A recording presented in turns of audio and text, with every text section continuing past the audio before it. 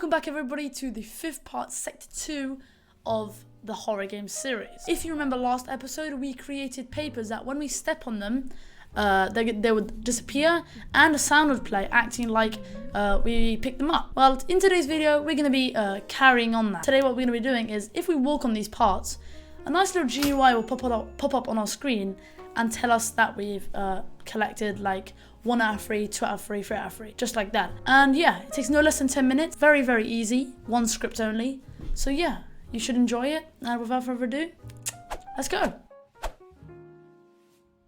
So, if you remember from last episode, we had these 3 papers here, and just for information, I've, once again, altered the map a little bit. So yeah, I'm actually finding it quite difficult to find a design for the map, but I've gone with this kind of recurring theme of these hallways that split off at a certain point, and maybe later in the game when the monster chases us, we can we can make our character speed up, so it's like a bit more immersive in a way.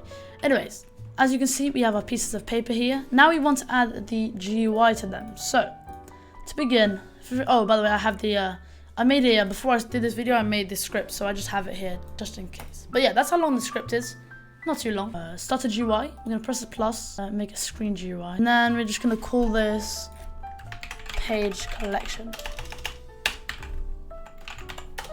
Page collection, and then we're gonna click inside, and we're gonna make a frame. Inside of this frame, we're gonna add a text label. So first of all, let's get this up, and then we can make the transparency 1 a text label. And this text label, you can place it wherever you like, but I'm gonna place it dead in the middle. And the label, we're just gonna say page collection text display.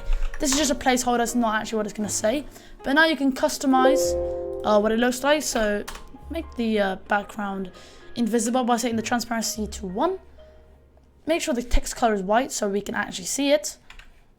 Font, we can change that to whatever one. I'm gonna go with source sans italic, and then text size, text scaled, and then yeah, there you go. Should look, actually what I'm gonna do, I'm gonna change that.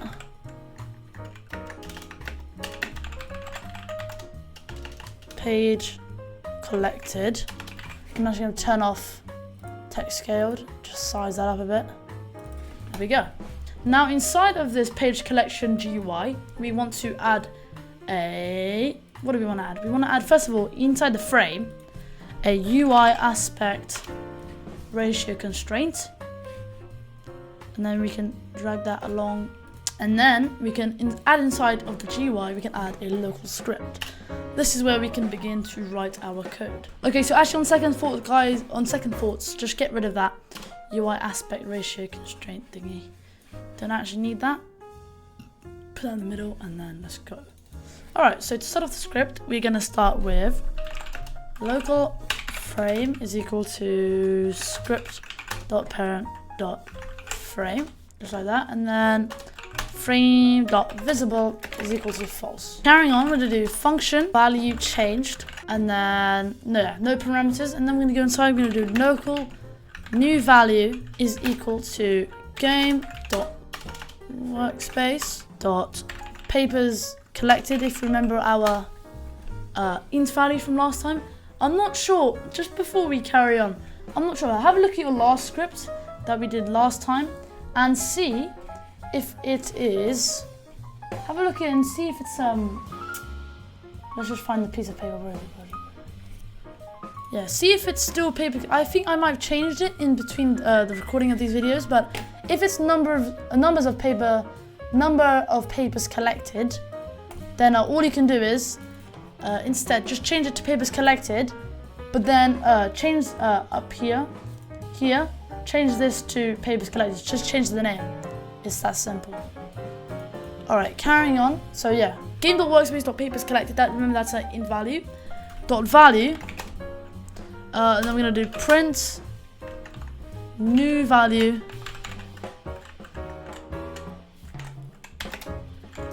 and then new value, like that. And then we're gonna do frame dot visible is equal to true. Frame dot text label dot text. This is the important bit. is equal to, and this is going to be a bit of a challenge. It's called concatenating. I don't know if you've heard it before. And what we're doing is, instead of just having a string saying hello sus, instead we're saying, we could for example say, these are just to see what we're writing, hello, and then we can do player, or we can get a, for example, if we just did, but we could do whatever here. If we just made the player variable, we could get this, we could say hello and then the player's name, for example, but we're not gonna be doing that anyway. Okay, carrying on, we're gonna do pages collected,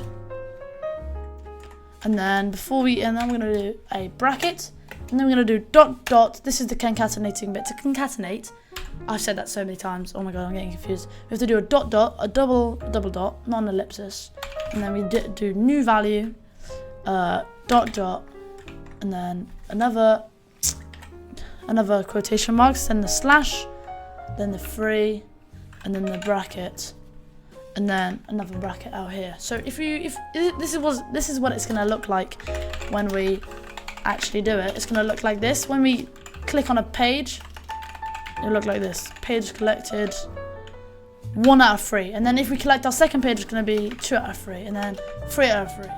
You get the point. But yes. And I'm gonna wait 3 seconds, or whatever you want. Frame.visible is equal to false.